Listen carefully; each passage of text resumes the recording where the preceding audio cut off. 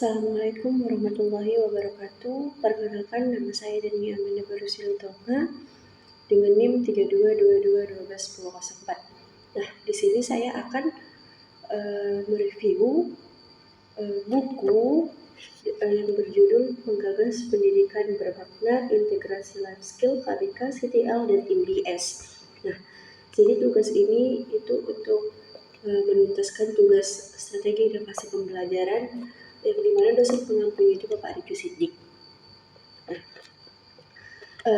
Jadi mengenai ringkasan yang di dalam buku ini mensinergikan antara yang pertama itu kecakapan hidup atau life skill, yang kedua adalah kurikulum berbasis kompetensi atau kurikulum based competition, yang ketiga itu manajemen berbasis sekolah atau school based management.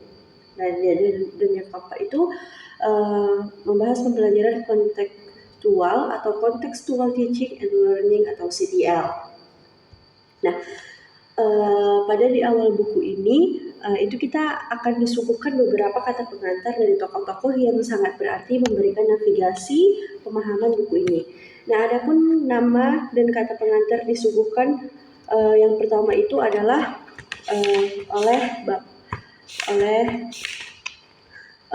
Profesor Dr. Budi Dharma.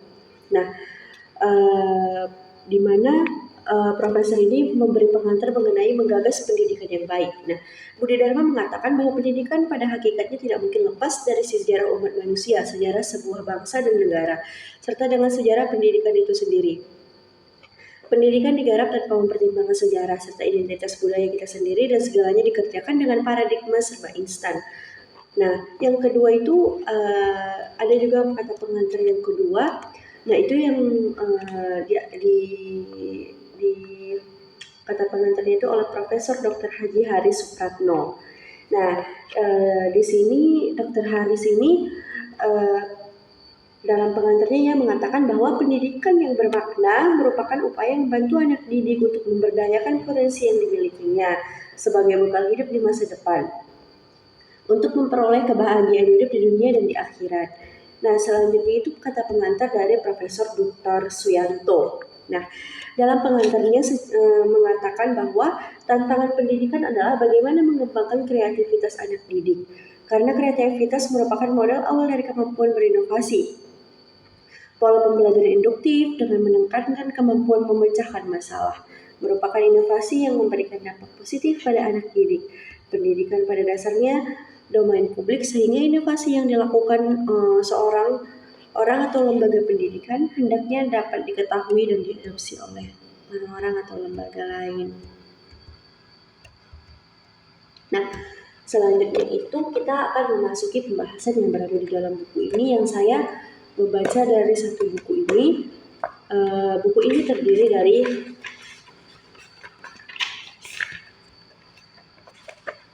buku ini terdiri dari 8 bab, yang dimana nanti saya tidak akan menyebutkan satu persatu babnya karena saya merangkumnya dalam satu buku ini. Selanjutnya, pada pembahasan yang ada di dalam buku ini terdiri dari 8 bab kan sebelumnya. Nah, dalam bab pendahuluan ditulis bahwa salah satu komponen kompetensi yang saat ini kurang mendapatkan perhatian dalam praktik pendidikan adalah pengembangan akhlak. Dalam praktik pendidikan sehari-hari di sekolah, pengembangan akhlak seakan-akan hanya dibebankan kepada guru agama dan PKN. Guru mata pelajaran lain seakan tidak merasa punya kewajiban dalam pembentukan akhlak siswa. Keinginan untuk mengembalikan pendidikan pada kemasan yang sesungguhnya, bahwa pendidikan adalah tanggung jawab bersama. Pendidikan terjadi di mana saja, baik di sekolah maupun di rumah dan di masyarakat. Tampaknya menurut Muklas Samani sering terjadi arogansi sekolahan ketika sekolah bermaksud mengambil semua tanggung jawab pendidikan siswanya. Karena dilihat dari waktu, siswa lebih banyak berada di rumah dibandingkan di sekolah. Di masyarakat perkotaan juga banyak orang tua yang terdidik yang memahami prinsip-prinsip pendidikan dengan baik. Di rumah dan di masyarakat juga terdapat banyak sumber belajar yang dapat dimanfaatkan oleh siswa maupun sekolah. Para masyarakat tidak boleh diabaikan. Nah, jadi mengembangkan interaksi dengan masyarakat untuk kepentingan pendidikan itu dilakukan penulis dengan membangun suasana dialogis ketika bergumul dengan masyarakat. melalui banyak informasi yang ditemukannya. Selanjutnya realitas empiris tadi diinduksi akhirnya melahirkan tesa-tesa sebagai berikut. Nah, pertama itu pendidikan kita tampaknya terlalu teoritik, seperti di awang-awang, tidak membumi dan tidak memisahkan siswa dari kehidupan sehari-hari. Nah, pendidikan kita tidak membekali siswa bagaimana menghadapi kehidupan nyata di masyarakat, sehingga menyebabkan mereka tidak tahu apa yang harus dikerjakan kecuali belajar dari buku, bersenang-senang ala kehidupan anak kota, dan setelah lulus ingin meneruskan sekolah atau mencari pekerjaan dengan bekal selembar ijazah. Oleh karena itu sangat wajar jika orang tua mereka mempertanyakan untuk apa anak harus sekolah, jika sekolah itu justru menjadi beban orang tua. Nah, rupanya di dalam buku ini yang tadi saya bicarakan, rupanya realitas ini juga tertangkap sama dan sebangun oleh Robert T. Kiyosaki, seorang orang warga Jepang kelahiran Hawaii. Melalui bukunya yang berjudul Rich Dad Poor Dad, sekaligus juga mempertanyakan isi pendidikan di negaranya, sehingga memicunya untuk memperoleh pikiran kritisnya dalam buku yang sangat provokatif. Nah, dalam buku ini terungkap bahwa pendidikan selama ini tidak memberikan bekal untuk menghadapi kehidupan nyata. Kendati pun terkesan bahwa Kiyosaki mempersempit makna hidup dengan mencari kekayaan materi, tetapi ungkapannya tentang pendidikan sangatlah rasional. Nah, di buku ini pada halaman 105 tertulis bahwa salah satu kelemahan pendidikan kita selama ini adalah anak-anak tidak mengemukakan pendapat. Kelemahan itu bahkan sering sampai ke perguruan tinggi. Oleh karena itu, ketika anak lulusan S1 melanjutkan kuliah ke jenjang S2 di negara lain, seringkali membuat dosennya kesulitan untuk mengetahui kemajuan belajarnya. Karena tidak pernah mengeluarkan pendapat di saat kuliah maupun diskusi. Sering orang gagal menyampaikan gagasan bukan karena gagasannya itu kurang bagus, tetapi cara penyampaiannya keliru. Nah, di buku ini juga membahas mengapa kita gembira saat anak dapat nilai bagus dan sedih kalau anak dapat nilai jelek. Tetapi kita kurang peduli apakah anak kita itu berperilaku jujur atau tidak. Untuk memperoleh nilai itu, inilah kesan yang sangat populer di masyarakat kita. Ternyata perilaku orang tua itu sangat signifikan dalam melahirkan perilaku kurang jujur. Budaya mencontek akan menjadi sebuah kebiasaan kebiasaan baru yang dianggap halal-halal saja. Menurut Muklas, penanaman sikap jujur kepada anak ternyata perlu diikuti oleh pemberian penghargaan. Ketika si anak sudah melakukannya, kita tidak boleh kemudian tidak menghargai kejujuran itu dan lebih mengedepankan aspek lainnya. Sungguh suatu pelajaran berharga bagi kacamata pendidikan. Nah, buku ini juga menuliskan catatan dalam menggagas pendidikan anak. Nah, yang pertama itu, baik orang tua maupun kalangan guru sama-sama menganggap bahwa pendidikan akhlak itu penting bagi anak-anak. Yang kedua itu adalah yakinlah walaupun sulit pasti dapat dilakukan. Yang ketiga, ingat bahwa siswa memiliki kepedulian terhadap akhlak seorang orang yang ada di sekitarnya atau di lingkungannya. Nah, yang keempat itu, agar dapat berhasil dengan baik, pendidikan akhlak harus dirancang dengan baik dan secara bersama antara sekolah dan orang tua siswa. Nah, yang kelima, teladan merupakan faktor penting dalam keberhasilan pendidikan akhlak. Nah, yang keenam itu, pendidikan akhlak harus dilakukan secara konsisten dalam jangka panjang. Di buku ini juga menyatakan ternyata terdapat asumsi-asumsi pendidikan yang salah atau kurang tepat. Penulis melihat banyak praktik-praktik pendidikan yang bertahtakan asumsi yang salah. Asumsi itu adalah yang pertama itu, asumsi bahwa tujuan pendidikan itu adalah mempelajari ilmu pengetahuan. Oleh karena itu, kurikulum dikembangkan berdasarkan ilmu pengetahuan dan materi ajar diambil dari teori dan konsep dari ilmu pengetahuan yang paling mutakhir. Yang kedua itu adalah ilmu pengetahuan diasumsikan dalam berbagai bidang yang saling terpisah dan tidak saling sapa. Misalnya matematika, fisika, ekonomi, psikologi dan sebagainya.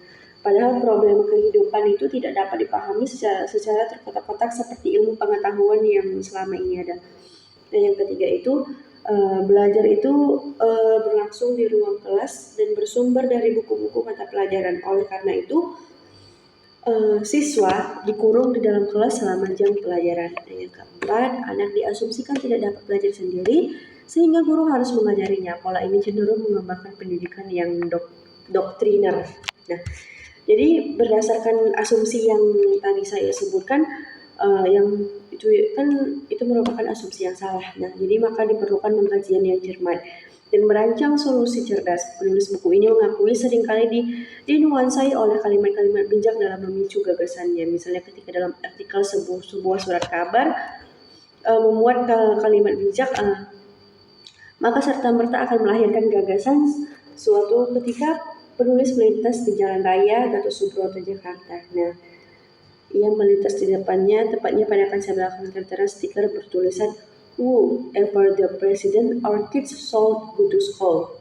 Nah, menarik perhatiannya, pikirannya ingin mengganti kata tersebut menjadi "Whoever the president, our kids should go to school and get the best education." Nah, juga ketika membaca sebuah kabar tangkapan suatu kalimat bijak itu adalah non-scale certificate disrimus, maknanya adalah belajar itu bukan untuk sekolah tapi untuk kehidupan. Nah,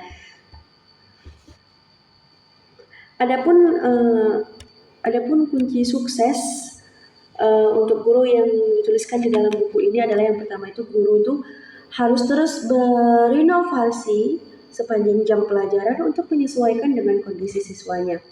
Yang kedua, jika siswa tampak kurang semangat, harus memberikan motivasi. Nah, yang ketiga, jika siswa tampak lelah harus membuat situasinya ceria. Yang keempat, jika siswa tampak bingung harus membantunya menjelaskan.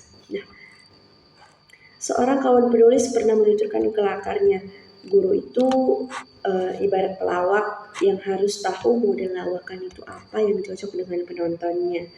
Jika ternyata penonton tidak tertawa, dengan cepat pelawak harus mengubah lawakannya sehingga penonton tertawa. Menurutmu kelas dalam menumbuhkan motivasi itu perlu 2 tahapan. Yang pertama itu adalah menarik perhatian siswa kepada apa yang sedang dipelajari dan membuat siswa tergila-gila untuk mempelajarinya. Nah, menyoroti manajemen berbasis sekolah atau MBS, makna terdalam dari MBS adalah wewenang sekolah dalam ruang gerak atau otonomi dalam mengelola sekolah dan tidak sekedar menerapkan kebijakan-kebijakan dari atas. Ya, kebijakan dan pendidikan tersebut harus disesuaikan dengan situasi dan kondisi setempat agar dapat berjalan dengan baik.